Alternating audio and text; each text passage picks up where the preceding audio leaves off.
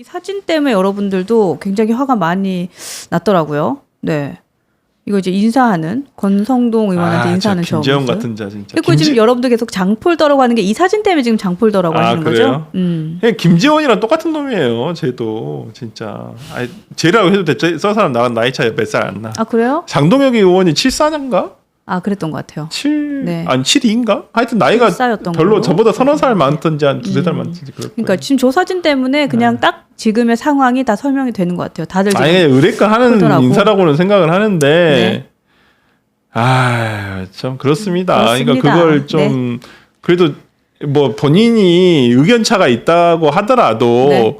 어떤 사태나 이런 거 관련해 가지고 진퇴 여부는 당 대표랑 의논을 해 가지고 이렇게 하시는 게 나을 것 같습니다. 이렇게 얘기를 하는 게 맞지. 그걸 그냥 자기가 뭐 의원총회에서 이런 식으로 얘기를 해버린다는 게 그건 당 대표 연맥이는 거죠. 근데 사실은 이런 얘기들도 해요. 그러니까 최고위원들이 지금 줄줄이 사퇴를 하고 어떻게 보면 한동훈 대표의 뭐 뒤통수를 친 이 일련의 사안에 대해서 이게 뭐 책 잡힌 거 아니야? 이런 얘기들도 있어요. 그런 얘기는 좀 사실관계 확인되는 게 들리는 게 있어요. 글쎄요. 뭐 있나 본데 지금 우리 변호사님이 말을 지금 아니 나 있으신 것 질문 같은데. 나 댓글 보느라고 질문 정확하게 못 들었어요. 뭐라고 그러니까 하셨죠? 일련에 이제 네. 이런 사안들을 네. 보면서 네. 최고위원이 갑자기 네. 사퇴를 하는 것들. 그래서 약간 좀 뭐 그런 모종의 뭐는 있었던 것 네. 같아요. 단순히 압력으로만 그랬을까. 그러니까 뭐 개인적으로 책 잡힌 게 있다라는 얘기들이 계속 들려요. 뭐 그런 것도 저는 뭐 어느 정도 있었다라고 생각을 가능성은 있는 하고요. 얘기인가요? 예. 아니 그렇다 손 치더라도 한동훈 대표 상의는 했었어야죠. 진퇴 여부에 관련해서는 그 자리에서 갑자기 막 이렇게 하는 건 그렇게 사실은 하는 건 아니죠. 아니 순서도 한동훈 아니다. 대표는 그것도 모르고 의원총회에서 어찌 보면 10분 있다 나와가지고 저는 사퇴하지 않겠습니다. 얘기하고 있는데 그냥 바로 다음 뉴스가 최고위원직 다 사퇴한다는 뉴스였잖아요. 그래서 저도 그걸 보면서 뭐지? 그러니까 순서를 보니까 의원총회에서 한동훈 대표가 이제 그 설전이 있었던 시간이 한 9분 정도였대요. 그러니까 9분 정도 설전을 하고 퇴실을 했는데 퇴실하고 바로 장동혁 최고위원은 저는 사퇴합니다를 했고 그리고 한동훈 대표는 그 의원총회를 나와서 이제 직무 수행에 최선을 다하겠다 이렇게 얘기를 한 거예요. 그렇죠. 그러니까 동시에 이제 얘기가 나온 거죠. 그러니까 그걸 대표도 몰랐던 것 같고. 아이고. 참. 저는 뭐 한동훈 대표가 그런 부분에서는 이제 조금 이제 시간을 갖는 게 낫다. 어차피 지금 시국에서는 한동훈 네. 대표가 딱히 뭐 하는 것도 할 것도 솔직히 없어요. 저는 차라리 한번 그 전열 정비를 위해서라도 조금 잠시라도 좀 쉬었으면 좋겠다. 좀 쉬고 뭐 술을 안 드시니까 설변이 더 의리 있을 것 같아요. 아니 저도 뭐 그렇게 한 대표를 잘 만난 적이 없어요. 한 그래요? 번도. 아니 아까 계속 글이 올라온 한 대표랑 게 친한 분이랑은 계속 많이 뭐 뵙고 그랬었는데. 네, 설 변호사님이 한 대표님 도와주셔야 된다고 계속 글이 올라오더라고요. 아니 저는 한동훈 대표가 바른 정치를 하고 정말 정치다운 정치를 하면 왜 지지하지 않겠습니까? 국민 한 사람으로서도 저는 충분히 지지할 거라고 생각을 하고 저는 한동훈 대표가 아직은 여물지는 않았다 생각해요. 그러니까 여물기에는 너무 시간이 좀 부족했었었고 근데 참 어찌 보면 단기 속성 코스로 너무 밟아왔죠. 1년 만이에요. 네, 그렇죠. 이게 비대위원장 된 지 1년 만에 지금 딱 1년 딱 이 정도가 1년 된 것 같은데요. 왜냐면 12월 24일이 비대위원장. 네, 작년에 비대위원장으로서 취임을 이렇게 했었었고 네. 그 안에 총선을 치렀었고 그 다음에 총선 다음에 뭐가 있었죠? 보궐선거 있었었고 네. 그 그다음에 사이에 김옥균 프로젝트 한 4번 당하시고. 그렇죠. 전당대회가 있었구나. 전당대회도 있었고. 그리고 이번 또 이런 비상계엄 사태까지 그러니까 참 보면 야 1년 동안 진짜 다 겪었네요. 네, 정말 다른 사람들보다는 어떤 정치인들보다는 정말 하드 트레이닝을 했다. 네, 맞아요. 근데 참 아쉬운 건 네. 지난 총선 때 배지를 달았으면 어땠을까. 네. 와 이번에 진짜 정말 그 85명의 정말 쓰잘데없는 배지들보다 훨씬 하나의 배지가 더 힘을 발휘할 수도 있었었는데 지들이 뭐라고 의원총회장에서 나가라고 말하고 하는 참 가짠치도 않은 저는 그런 생각이 들더라고요. 근데 이제 그 일련의 사항들을 쭉 보면 이게 아까 어떤 분은 한동훈 대표가 너무 순진했다 이런 글을 쓰셨는데 그러니까 이게 순진한 거일 수도 있고 어쩌면 이게 좀 진심인 것 같다는 생각도 들어요. 왜냐하면 자 비대위원장 되셨을 때 나는 뭐 입 후보 안 하겠다. 불출마 선언을 했고 그 다음에 전당대회에서도 그냥 뭐 그 처음에 나오실 때 최상병 특검 이제에 대한 일부 찬성에 대한 의견을 본인의 의견을 소신대로 냈고 그리고 이번에도 계엄은 위헌이다 위법이다 나왔고 그러니까 어쨌든 이제 당론 혹은 뭐 당 안에서의 주요 세력들의 눈치를 보거나 윤석열 대통령의 눈치를 안 보고 본인이 하고 싶은 목소리는 계속 낸 거예요. 그러니까 이게 어떻게 보면 순진하다 할 수도 있지만 아니 그리고 소신은 있어요, 제가 소신. 유인석 대변인한테 들은 얘기인데 네. 한동훈 대표가 이렇게 배지를 달 수 있다는 것을 모르셨대요. 진짜로. 모르셨다고 하더라고. 그래요? 그렇게도 할 수 있는 거예요. 이렇게 그러니까 비대위원장은 배지 달면 안 되는 줄 아셨대요? 약간 좀 그렇게. 요건 순진했다. 좀 그래요? 생각하셨다고 하더라고요. 그러니까 아마 그 배지에 대해서 워낙 용산에서도 못 달게 했었잖아요. 제일 처음에 국회의원 총선. 지금 유미자님도 그 얘기하시네요. 그 지하면서 네. 그래서 약간 본인이 몰랐던 것 같아요. 이러면 그냥 그 불출마 부분에 대해서. 그래서 근데 그때 그렇구나. 저는 차라리 네. 달았으면 됐지. 솔직히 그러니까. 뭐 강남이나 서초나 그런 데서 한 대 나오고, 그러니까 그 국민의힘이 그러니까 우세 지역, 네. 굉장히 우세한 지역을 일단 출마를 하시고, 그 다음에 전국 유세를 다녔어도 됐거든요. 근데 저는 좀 그 부분이 아쉬워요. 그러니까 이게 원외 당 대표들의 한계인 것 같아. 그렇죠. 뭐 이준석 대표 그래서 어쩌면 배지 달았잖아요. 그러니까 방금 오로라님께서 저희 채팅에 슈퍼챗을 주면서 한동훈 대표가 꼭 대통령이 아니더라도 어쨌든 정치 오래 했으면 좋겠다. 그러니까 이런 말은 이제 진심을 알아보시는 거죠. 저는 뭐 지금 이 상태라고 한다면 뭐 쉽게 그만두시지는 않을 것 같아요. 네. 제가 봤을 때 쉽게 그만두지는 않으실 것 같고, 일단은 지금은 한동훈계를 한동훈의 사람을 만드는 게 더 중요하다 보니다 국민의힘에서. 그래서 지금 국민의힘에 여러분들 탈당할 때가 아니에요. 그러니까 한동훈계가 딱 만들어지고 조직화됐을 때 그 조직에 힘을 실어주실 수 있는 건 여러분들이고요. 또 여러분들이 저 유스엔지 많이 사랑해 주시면, 저희가 구독자가 한 100만, 200명 되면 한동훈 대표님 한번 모실 수 있지 않겠어요? 그래도 안 나오실까요? 할 수 있습니다. 네. 그러니까 이런 것도 좀 하셔야 돼. 하셔야죠. 네, 하시겠죠. 아니면 네.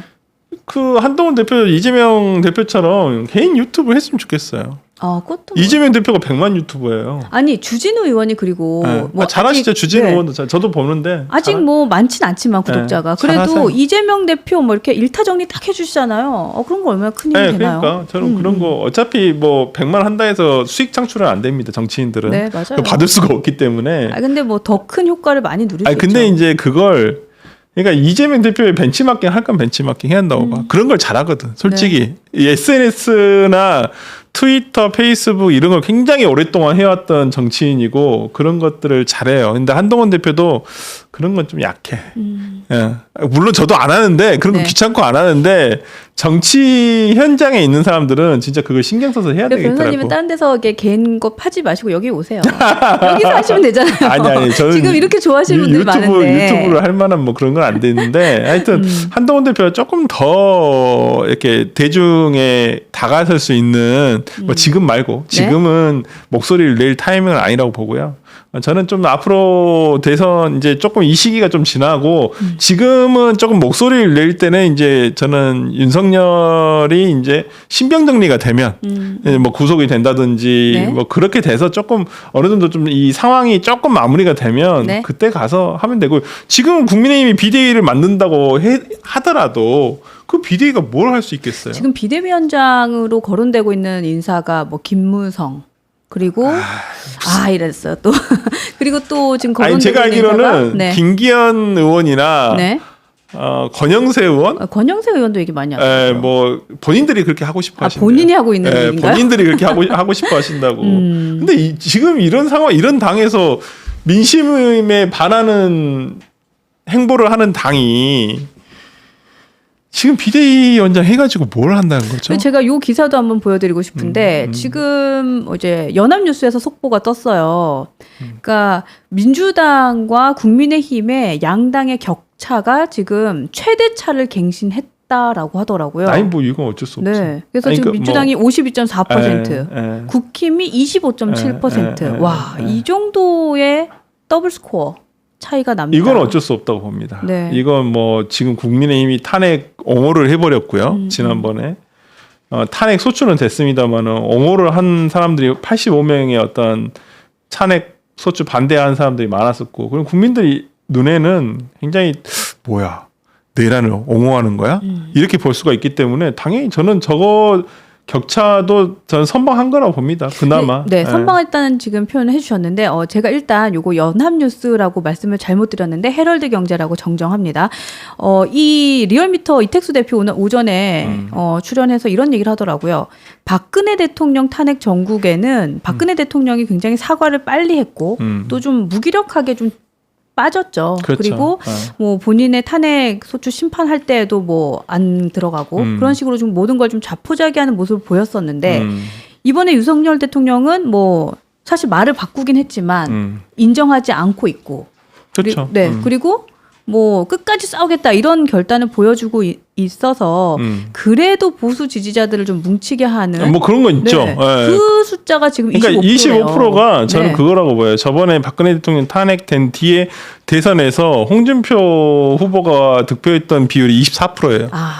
그게 그냥 콘크리트 지지층 그렇죠. 완전 이제 그 뭐 어찌 됐든 간에 민주당도 마찬가지고요. 네. 25 아니면 뭐 많을 때 30 각자의 콘크리트 지지층. 근데 지금은 민주당이 저쪽 갔다가 중도가 저쪽을 지지한다는 거지. 그렇죠. 근데 이거를 믿고 계속 저런 스탠스로 가면 진짜 국민의 힘이 저게 없다. 윤석열을 지지하는 정말 게 미래 아니라니까요. 없다. 그냥 국민의 힘을 지지하는 맞아요. 거고. 네. 근데 일단은 뭐 그러니까 이런 상황을 보면 중도가 넘어갔다는 것이고, 그리고 이번에 탄핵 집회 여의도 앞에 있는 탄핵 찬성 집회를 보면 네. 젊은 10대, 20대, 30대 여성들이 많이 나왔어요. 샤이니봉 들고 많이 왔어요. 네. 근데 그런 사람들이 평소에 관심 없거든요, 정치에. 그렇죠. 네. 진짜 관심 없는데 이런 사람들이 이런 사건으로 해서 유입이 되잖아요. 네. 그럼 이 사람들은 정치 성향이 어떻게 되냐면 민주당 지지 성향자가 돼버리는 거예요. 왜 그러냐면 국민의힘? 국민의힘은 내란이나 이런 것들을 다 옹호하는 당이네? 부정적인 인식을 갖는다니까요. 그러니까 꼴통이야 이래 버려요. 그러니까요. 그러면 나이스한 보수가 아니라 꼴통이야. 이렇게 아무리 돼요. 한동훈 대표가 나중에 뭐 후보가 돼서 그분들의 어떤 지지를 얻어내려고 하더라도 쉽지가 않아요. 솔직히 말하면 쉽지가 않고 아유, 그 당에 대한 이미지라든지 진영 자체가 지금 생각해 보세요. 보통 지금 국민의힘의 전통적인 지지층들이 60, 70대, 80대예요. 근데 60대도 지금 4, 8, 6 세대들 그러니까 80년대 운동권이 주축이던 세대들이 주축이 된단 말이에요. 그럼 60대도 먹히고 있어요. 그럼 70대, 80대들은 어쩔 수 없이 나이가 차면 사람들이 다 연명이 다 한 거 어쩔 수가 없는 거예요. 네, 그렇죠. 자연 소멸 되는 게 있기 때문에 그러면 앞으로 10대, 20대나 그러니까 10대 후반, 20대, 30대에서 어떤 지지층들을 끌어와야 되거든요. 근데 이게 충분히 가능했어요. 왜냐하면 전 세계적으로 봤을 때 지금의 MZ 세대들이 상당히 보수화되고 있어요. 진보화되고 있는 게 아니라 오히려 보수화되고 있단 말이에요. 그러면 오히려 보수 정당에서 그러한 부분을 잘 공략을 했더라면 이 젊은 지지층들이 제일 처음에 보수 정당 지지를 하는 아니면 보수 정당에 약간 유연적인 생각을 가질 수 있는 세대가 될 수 있음에도 불구하고 이런 사건으로 인해서 그 사람들이 다 진보 진영으로 보게 되는 거예요. 그러니까 그 지점도 굉장히 뼈아픈데 사실인 게 지금 이 민주당의 20대, 30대 남성 지지자들이 많이 지금 들어가고 있대요. 그게 지금 사실입니다. 네, 그걸 그러니까 저번 대선에서는 제가 선거연합체가 이겼다라고 얘기를 하는 거잖아요. 그때는 대선 때는 1대1 구도기 때문에 온갖 지지자들 다 가져와야 되는 거예요. 그래서 겨우 0.73% 차이로 이긴 거예요. 끌려 모으고. 근데 진짜. 윤석열이 제일 잘못한 거. 당선되자마자 선거연합체를 다 해체해버렸다는 거예요. 자기의 지지층을 다 해체했어요. 그랬죠. 이준석이 쫓아내면서 젊은 남성들, 물론 뭐 이준석이 젊은 남성을 대표하는 건 아니지만 어찌됐든 간에 그 조그마한 티끌 같은 예를 들어서 뭐 지지세라도 어쨌든 같이 가야죠. 그걸 넓혀갈 생각을 해야지. 그리고 군인, 이번에 계엄, 그다음에 의사. 다 전통적인 보수 지지층들이에요. 그러네요. 또 그렇게 카테고리가 네, 근데 되네요. 이걸 다 쳐낸 걸 다 쳐냈어. 그리고 솔직히 나는 이번에 계엄을 하면서 정말 제일 안타까운 사람들이 그 군인들 있잖아요. 그러니까 장성들. 그 사람들은 진짜 별 한번 달아보겠다고 평생을 그렇게 쌓아가지고 된 사람인데 이런 말도 안 되는 비상계엄에 대통령 지휘 한번 따랐다가 저 사람들 패가망신하게 생겼어요. 그렇죠. 어. 그렇죠. 그럼 앞으로 군대가 누가 보수 정당을 지지를 하겠어요? 평생을 몸바친 군대, 네. 뭐 직분 다 날아가고 직함 다 날아가고 파면이니까 뭐 이 파면이고 사람들. 예. 연금 날아가고 네. 가족들은 어떻게 하며 그렇죠. 참 네. 그런 것도 너무 무책임한 그러니까 거죠. 선거연합체를 해체했다라는 부분에서 윤석열이 제일 나쁜 거지. 그걸 더 붙였어야지. 자 예. 여기서 제가 요 한마디 또 안 드릴 수가 없죠. 누가 진짜 배신자입니까? 윤석열이 배신자라니까요. 네, 누가 진짜. 진짜 배신자입니까? 네, 참 그렇습니다. 한동훈한테 배신자라고 한 사람이 제일 나쁜 놈들이에요. 진짜로. 진짜 비겁한 사람들이고.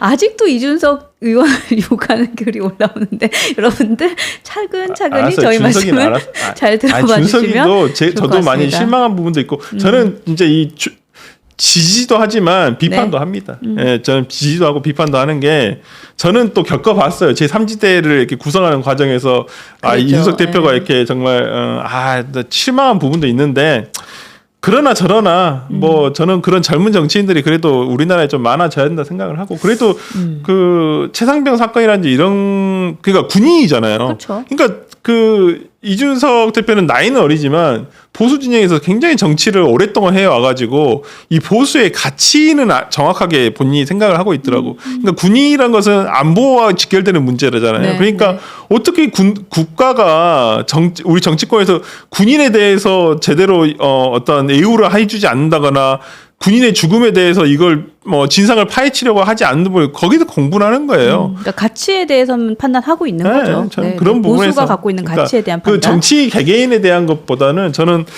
개인적으로 그런 개혁신당도 그렇게 좀 저는 장단점이 있다고 봐요. 네. 그래서 조금 넓은 마음과 또 큰 눈을 가지고도 우리 그럼요. 보수 진영이 이러다가 같이 진짜 봤으면 한동훈 좋겠어요. 대표가 이준석 대표 손잡고 나올 때가 있다니까요, 진짜로. 근데 그것도 정말 해볼만하다라는 생각 들어요. 들으면서. 그러니까. 네. 그러니까 정치권에 좀만 있어 보면 네. 이제 왜냐면 선거는 구도 이슈 인물이거든요.